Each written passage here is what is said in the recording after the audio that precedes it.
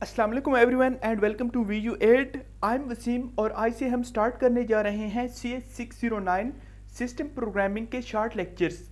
तो आइए स्टार्ट करते हैं। आगे बढ़ने से पहले अगर आपने अभी तक VU8 चैनल को सब्सक्राइब नहीं किया तो सब्सक्राइब कर लें और बेल आइकन को भी प्रेस करें ताकि आपको आने वाले हर नए वीडियो लेसन का नोटिफिकेशन टाइम पर मिल सके। लेक्चर इस कोर्स में टोटल आपके पास टॉपिक वाइज शॉर्ट लेक्चर्स हैं और 190 लेक्चर्स हैं और मिड टर्म के सिलेबस आपके पास 96 लेक्चर्स होंगे। अभी वीयू ने ये कोर्स अपडेट कर दिया है तो आपको जो हैंडआउट्स LMS पर या गूगल पर मिल रहे हैं ओल्ड हैंडआउट्स वो अब किसी काम के नहीं। आपने इन नए शॉर्ट टॉपिक वाइज लेक्चर्स को फॉलो करना है और इन हैंडआउट्स को पढ़ना है जो मैं आपके साथ शेयर करने जा रहा हूँ। टॉपिक नंबर 1 है हमारे पास विंडोज़ ऑपरेटिंग सिस्टम। तो इसमें बेसिकली आपको यही बताया गया है कि आपके पास सॉफ्टवेयर टोटल दो किस्म के होते हैं। एक आपके पास सिस्टम सॉफ्टवेयर है, एक आपके पास एप्लीकेशन सॉफ्टवेयर है। अगर मैं सिंपल वर्ड्स में आपको बताऊं तो सिस्टम सॉफ्टवेयर क्या होता है? सिस्टम सॉफ्टवेयर वो होता है जो कंप्यूटर सिस्टम को अपने सिस्टम को रन करने के लिए इस्तेमाल होता है।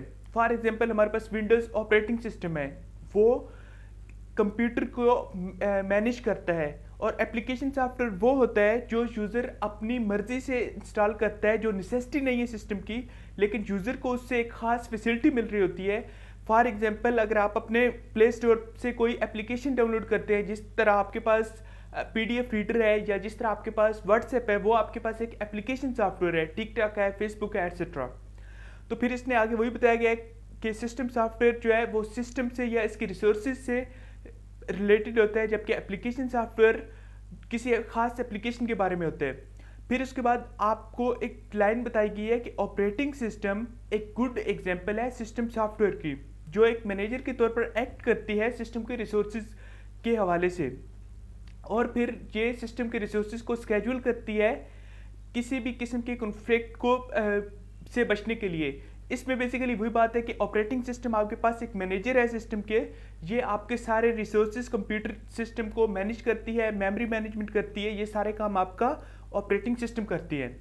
और फिर ऑपरेटिंग सिस्टम की बहुत सारी इकसाम है मार्केट में, लेकिन विंडोज़ एक बहुत अच्छा ऑपरेटिंग सिस्टम है जो कि माइक्रोसॉफ्ट ने डेवलप किया है। ये आप साथ साथ जो मैंने हाईलाइट किया हुआ है इसको लाजमी देख लें और नोट कर लें। ये आपके शॉर्ट क्वेश्चन और MCQs में आपसे पूछे जा सकते हैं। इवन फर्स्ट क्विज में भी आपको इस तरह के MCQs नजर आएंगे।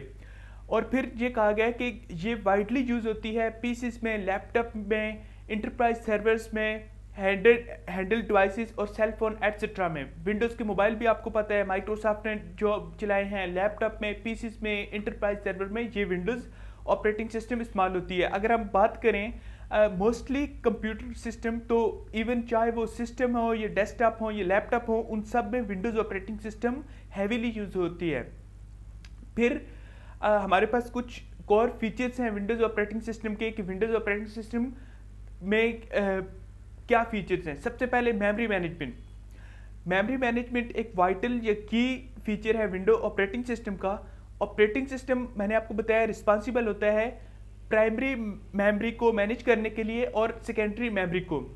वर्चुअल एड्रेस स्पेस जो सेकेंडरी मेमोरी पर होती है वो भी ऑपरेटिंग सिस्टम मैनेज करता है डेटा को ट्रांसफ़र करने के लिए प्राइमरी एंड सेकेंडरी स्टोरेज के बीच में। और कोई भी अगर लार्ज डाटा आ जाए तो उसको स्मॉल चंक्स में डिवाइड करके ऑपरेटिंग सिस्टम की ये तमाम सर्विसेज और related data structure Windows operating system virtual memory की मदद से करता है। इसको मैं आपको थोड़ा सा एक्सप्लेन कर देता हूँ।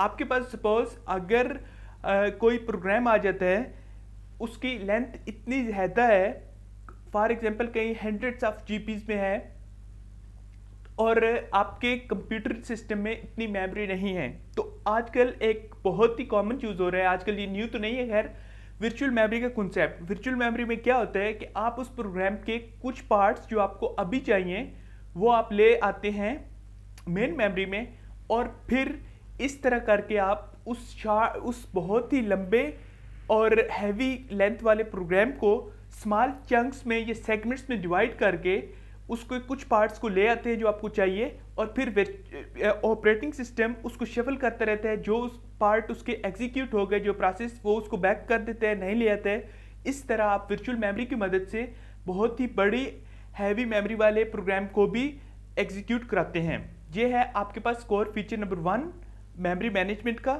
सेकंड आपके पास है जी file system. Window operating system हर किस्म की फाइल और फोल्डर को हायरार्किकल फॉर्मेट में मैनेज करता है।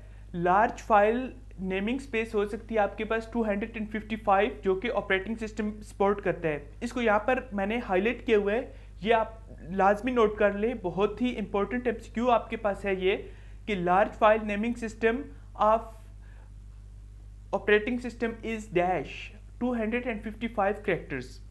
उसके बाद है जी आपके पास number of APIs application programming interface are supported by operating system to access the file in both sequential and random mode में। फाइल को आप दो फॉर्मेट में एक्सेस कर सकते हैं, एक सिक्वेंशियल और दूसरा रैंडम। सिक्वेंशियल अगर मैं बात करूं तो सिक्वेंशियल में आपको एक खास फाइल फॉर एग्जांपल एक खास लोकेशन को एक्सेस करने के लिए उससे पहले आने वाली तमाम लोकेशन से गो थ्रू होना पड़ता है, जबकि रैंडम मोड में क्या होता है कि आप किसी भी फाइल को किसी भी वक्त without going through all the previous locations आप उसको रैंडमली एक्सेस कर सकते हैं। तो ये भी आप नोट कर लें। थर्ड आपके पास है जी processors. Windows operating system support provide करता है मल्टी प्रोसेसर की एंड मल्टी कोर सिस्टम्स की। It also arbitrates among the core और processors to efficiently divide and allocate computational task to them. तो विंडोज ऑपरेटिंग सिस्टम मैंने बताया एक manager के तौर पर एक्ट करता है और ये प्रोसेसर को भी मैनेज करता है ताकि एफिशिएंटली वो कंप्यूटेशनल टास्क को डिवाइड कर सके।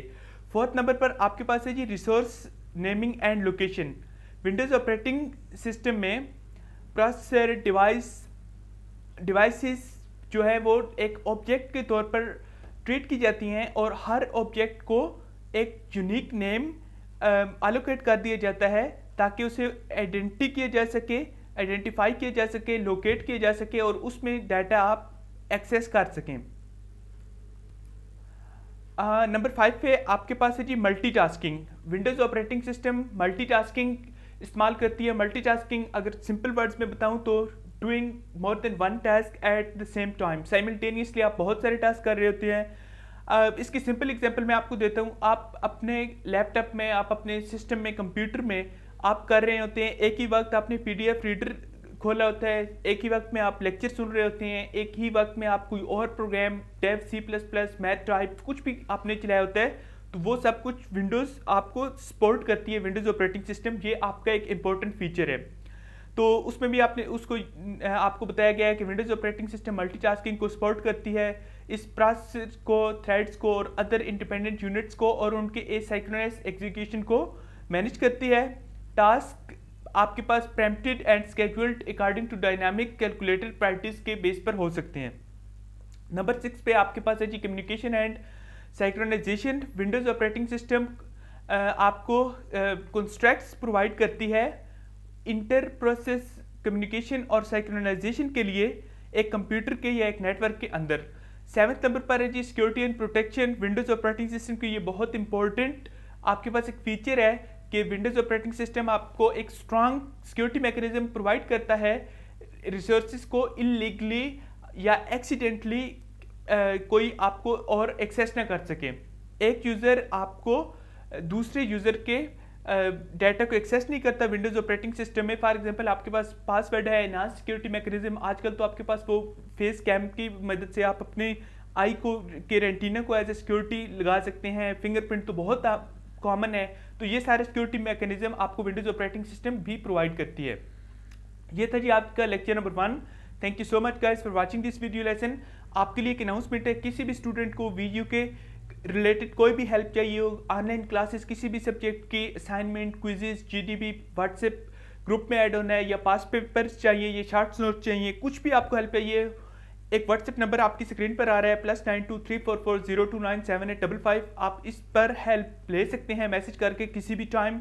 उसके साथ साथ अपना बहुत ज़्यादा ख्याल रखिएगा। वीडियो अच्छी लगे तो उसको प्लीज़ लाइक लाजमी कर दिया करें और कमेंट सेक्शन में आपकी ओपिनियन बहुत ज़्यादा हेल्पफुल होती है हमारे लिए। बताया करें आपको लेसन कैसा लगा और कोई भी क्वेश्चन हो तो आप कमेंट सेक्शन में भी पूछ सकते हैं। Till next time, take care, अल्लाह हाफिज़।